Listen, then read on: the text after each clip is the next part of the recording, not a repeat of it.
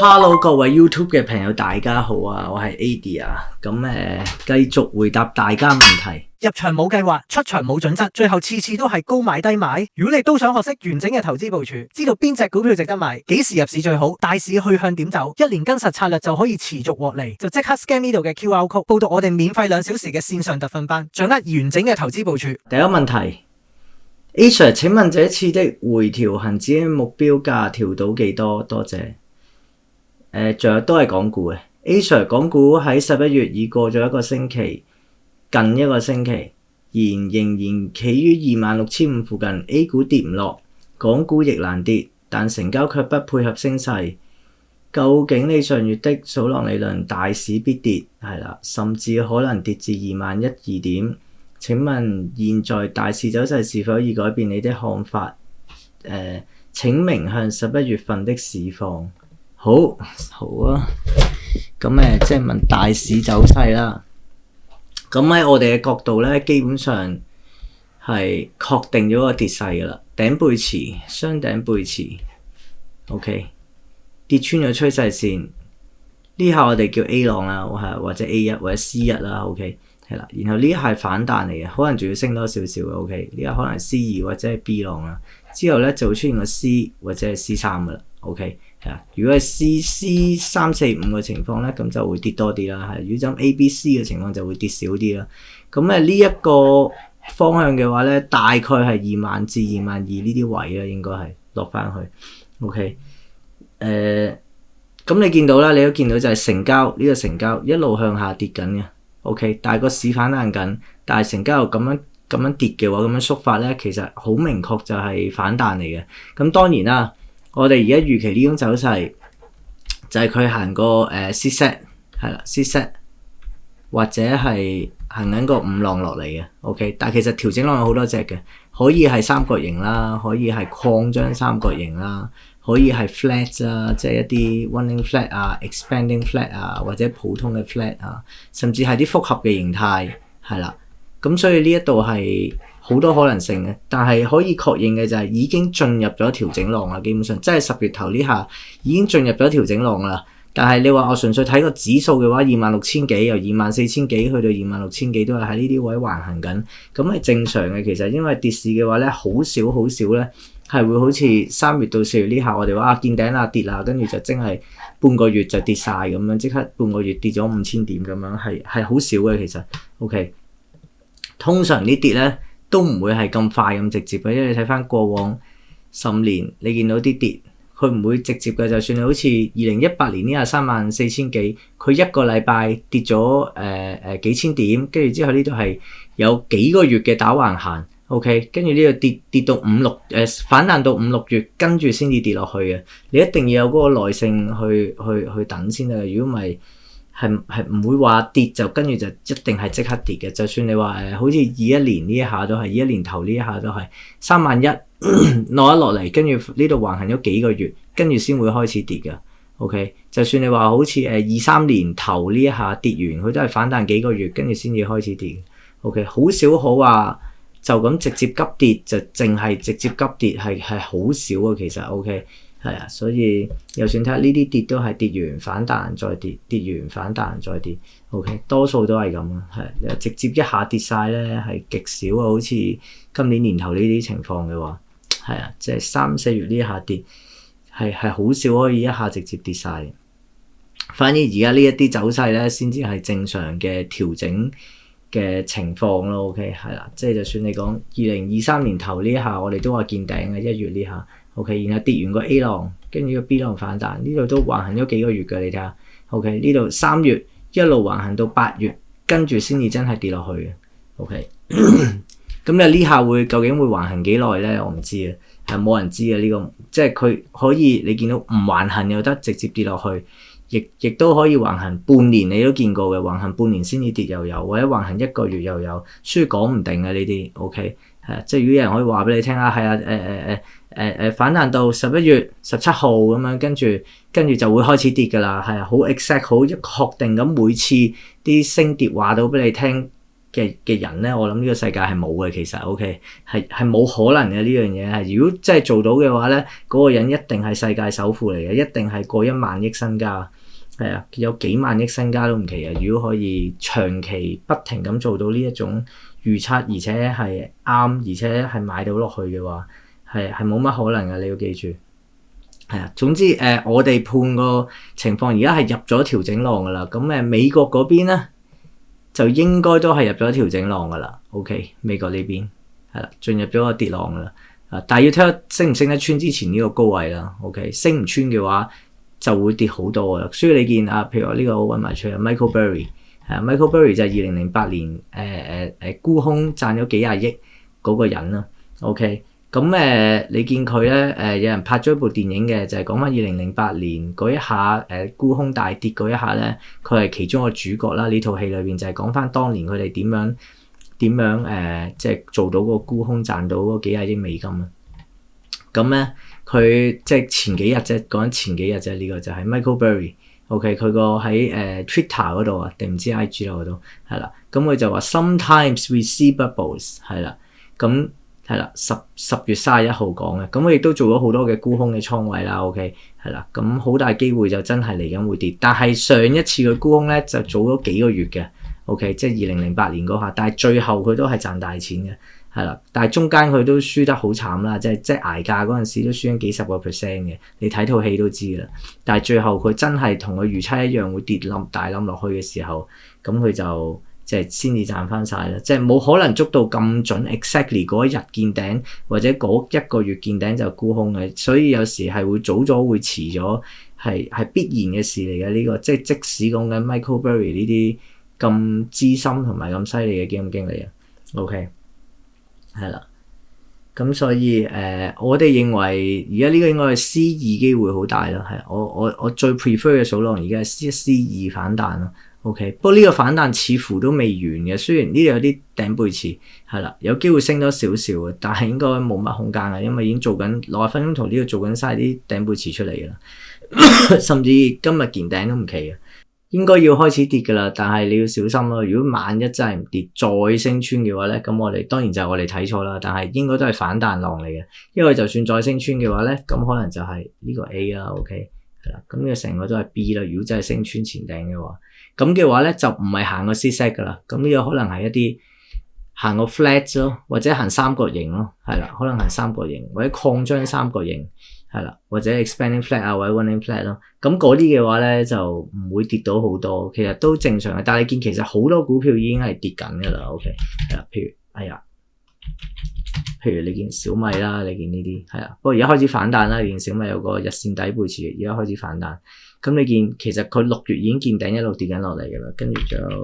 2382呢啲啦 ，OK 係啦，有10月頭見頂啦，呢啲已經 ABC 浪插緊落嚟嘅啦，呢個係做埋個底背馳啦，而家已經 OK， 即係呢啲股其實有機會見咗底嘅 OK， 然後9988都跌得比較犀利啦，係啦，咁呢個底都會穿嘅啦，150蚊會跌穿啊，係啊 OK 呢啲小心啲啦，總之就 OK。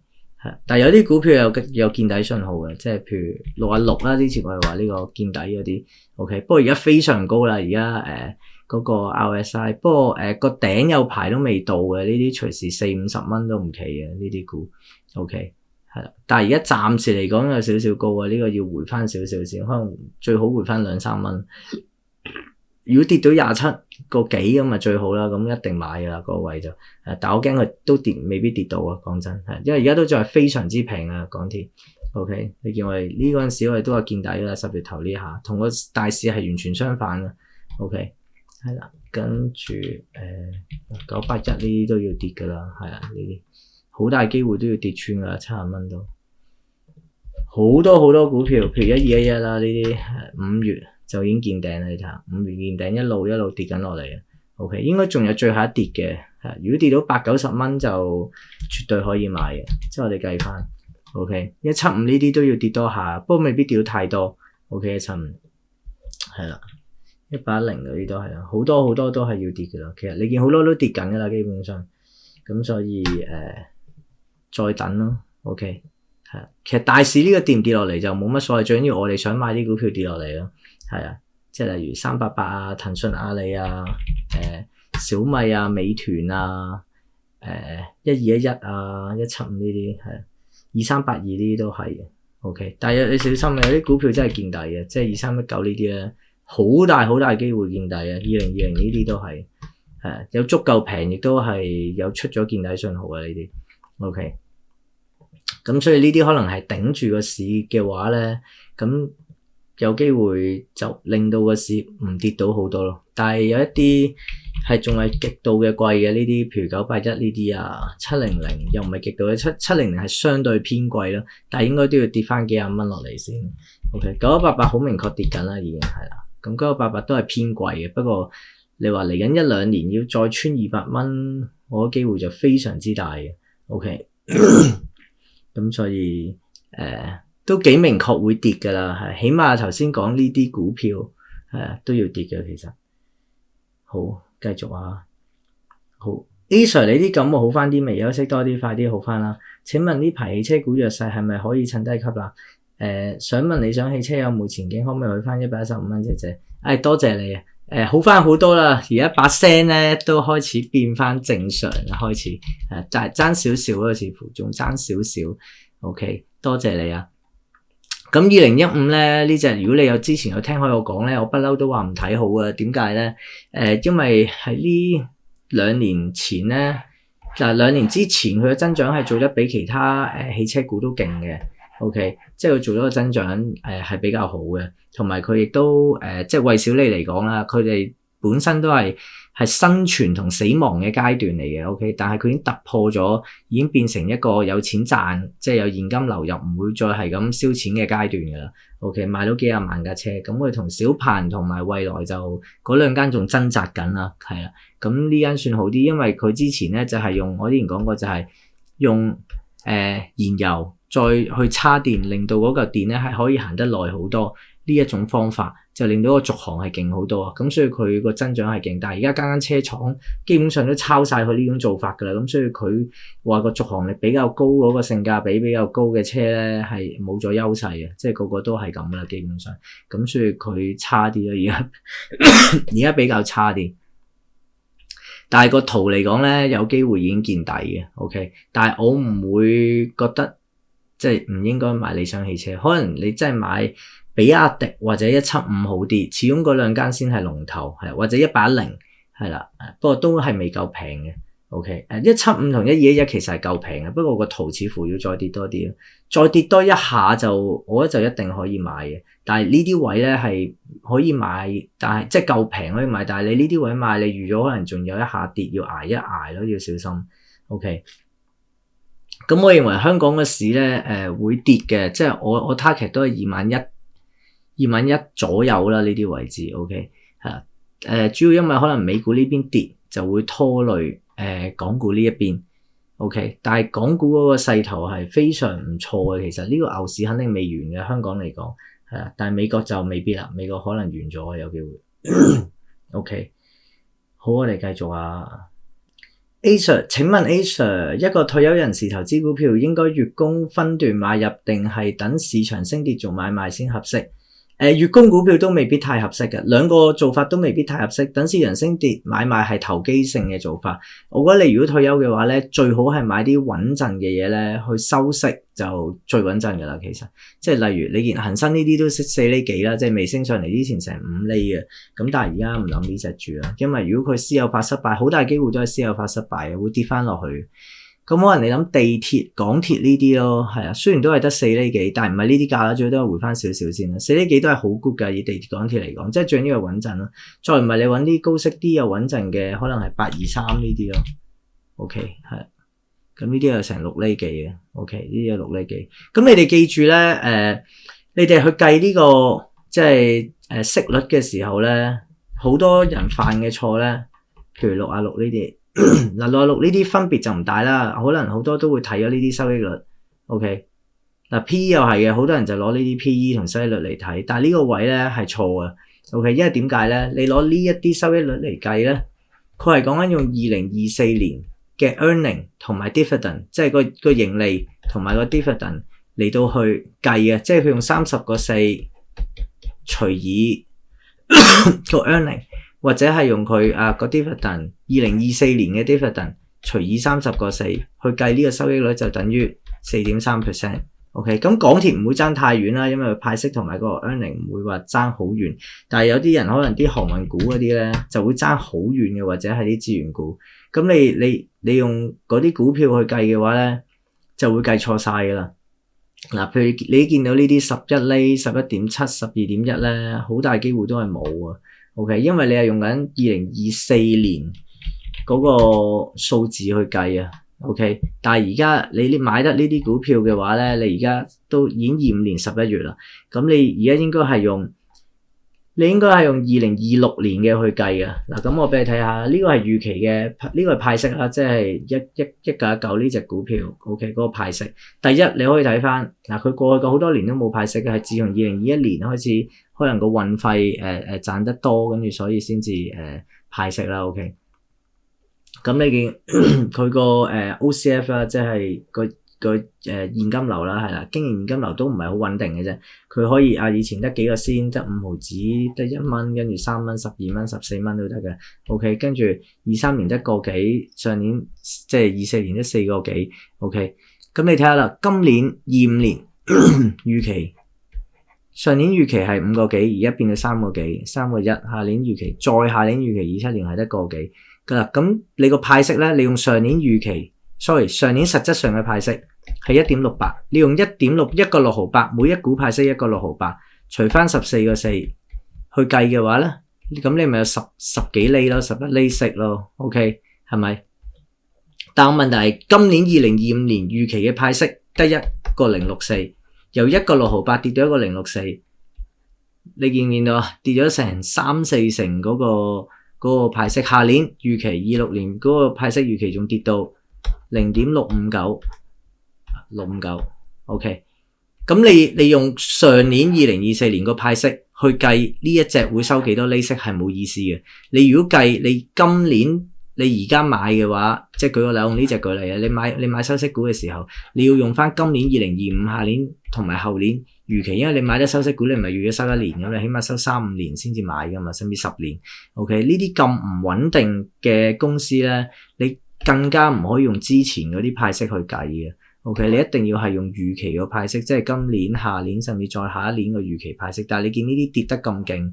你又知根本個息率你睇下，其實得7厘、4厘。你而家買你用26年嗰個計，應該得4厘幾嘅咋其實。OK， 但係好多人仲以為係10幾厘，咁咪計錯數咯。OK， 咁所以你睇呢啲咧係一定唔得㗎，係唔夠啊！呢啲係過去。呢啲係用過去，係用上年2024年，而家都2025年尾啦。你而家應該用26年預期先至得㗎。咁後邊呢個咩嚟咧 ？TTM 即係 trail to 12 months 啊。OK， 你自己撳呢啲問號都知咩嚟㗎啦。其實即係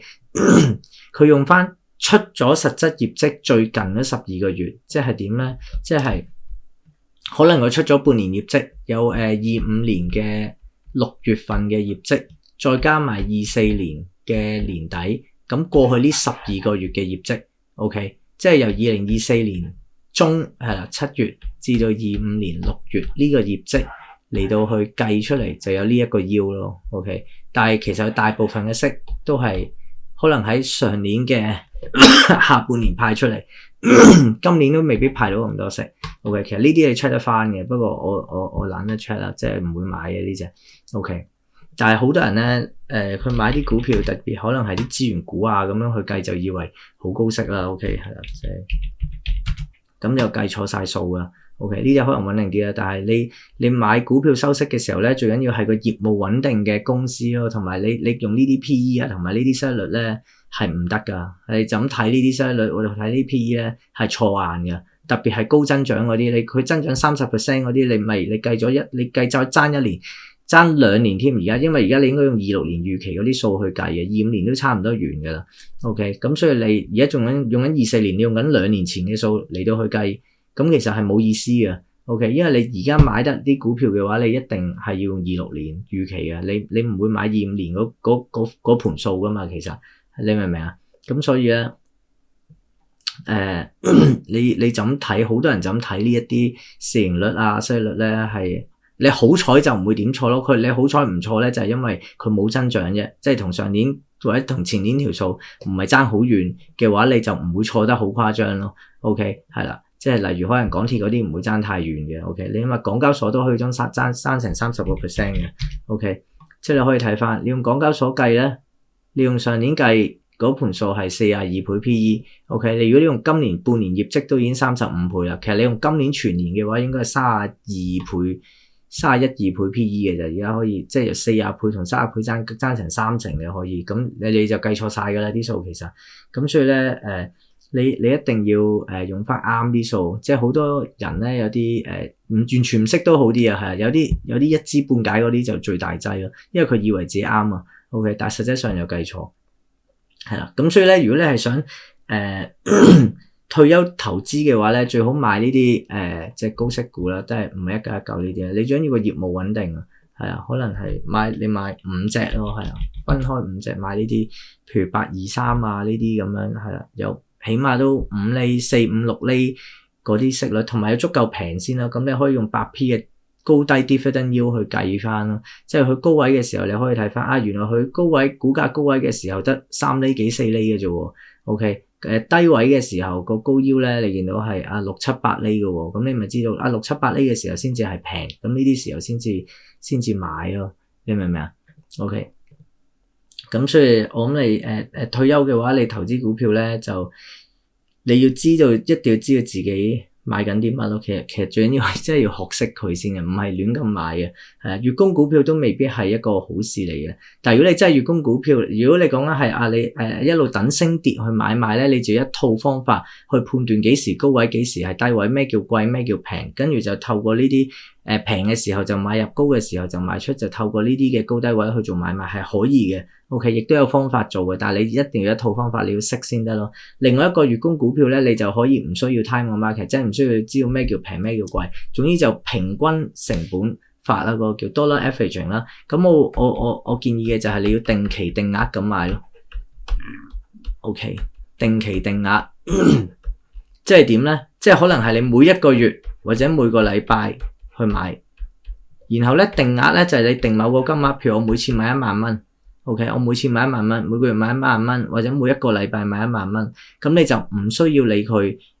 高位定低位。舉個例啊，我每一次就係月頭，每一個月頭我就買噶啦。OK， 每一個月頭我就會買，咁你咧仲要定額喎。OK， 咁你就會變成你係買係一個平均數噶啦，每個月都買。咁點解要定額咧？定額每次買1萬蚊啊，唔係買幾多股。OK， 譬如我高位我買1萬蚊，你貴嘅時候你都係買1萬蚊，1萬蚊你就會買少咗股票 ，OK， 咁你喺高位嘅時候你會買少啲，然後低位嘅時候咧，譬如200幾蚊嘅時候，可能你高位400幾蚊嘅時候，你1萬蚊可能買得唔知要計200股啦當 OK， 但係你喺低位嘅時候，你1萬蚊可能買到200幾蚊，你買到400股啊，你平嘅時候你會買多咗股票，貴嘅時候你係買少咗股票。OK， 咁你平均嚟講，你個平均價就會低於平均價噶啦。OK， 咁嘅話你就唔需要你個市場升定跌，你唔需要 time 個 market， 你都可以用一個低於平均價嘅方法嚟到去入市咯。跟住只要呢隻股票長線係升嘅話咧，咁你就一定贏咯。OK， 其實最驚就係你月供股票一啲長線係跌咯，所以你都要確保自己買隻股票長線係 good 先至得嘅。同埋你退休嘅話，你都要即係有錢使噶嘛，你有現金流噶嘛，所以我偏向買啲高息股會好啲嘅。OK， 係啦，哎呀，又答唔晒各位嘅問題啦，真係得時間太有限啦，冇辦法啦，咁又要再下一次先好啊，咁覺得有用嘅話就 CLS 啦，多謝晒大家。咁我申報一下先，今日講嘅388啦，1919啦，666啦，2015啦，阿里巴巴都係冇嘅，騰訊係持有嘅，中芯國際係冇嘅。OK， 係啦，咁好多謝各位啊，175、1211都係未持有嘅，不過好大機會110都冇，咁好大機會2382都冇。OK， 咁證監會持牌人士持有459號牌照啦，係啦，咁嚟緊就好大機會都係繼續調整嘅，特別係美國係啊，美國嗰邊要極度嘅小心。OK， 美國真係要極度嘅小心。香港呢邊就入咗調整浪噶啦，其實係啊，呢個跌穿咗10月頭呢下見咗頂，呢個應該係今年嘅頂嚟㗎。今年好大機會都穿唔到，雖然嚟緊可能都就嚟穿啦，爭幾百點。OK， 但係我認為好大機會都穿唔到，就算穿到都唔會多啦，因為你見到成交都跌緊咧，所以應該係繼續向下整體大市。不過你睇好多股票咧，其實都未見底嘅。不過有部分股票見底，嗰一啲其實可以考慮買入嘅。OK， 聽講譬如2020啊、2319呢啲都係未持有嘅。OK， 但係可能好快會持有啊。OK， 咁啊多謝晒，咁啊希望你賺多啲啦，再見。用 Weibo 一買一賣美股交易比一般券商節省3.98美元，一買一賣港股交易比一般券商節省30蚊，每筆交易慳翻差唔多2杯咖啡錢，一年計落都慳唔少。11月開戶優惠全面升級，可享全年最高獎賞，入金越多賺越多啊！依家成功開戶即享價值約400蚊嘅英偉達 Nvidia 股票，開戶入金或者轉倉1萬蚊，可獲價值約800蚊股票；開戶入金或者轉倉8萬蚊，可獲價值約2000蚊股票。坊間只有1600蚊咋，20萬以上最高可獲價值約10萬蚊股票。揀啱平台先可以真正節省股票交易成本。聰明嘅你一定要拒絕做蝕本生意，用 Weibo 無論新舊用戶都可以享有零佣金、零平台費交易美股，零佣金、零平台費交易港股。美股期權每張淨係0.2美元，每筆最低1美元，冇隱藏費用，即刻 scan QR code 開戶啦。好多人以為短線交易賺錢係快啲嘅，但事實上呢，中長線嘅交易係更加適合絕大部分人。我花咗20幾年向巴菲特、索羅斯等等呢啲投資傳奇學習呢套系統，睇咗超過400本書、10萬幅圖，仲教咗超過2000個人，濃縮成今日呢個投資特訓班，用一個簡單易明嘅 formula，令你一晚之內幫你提升幾個層次，最少都教識你幾個新嘅理論。今日我會喺呢度絕密公開俾大家。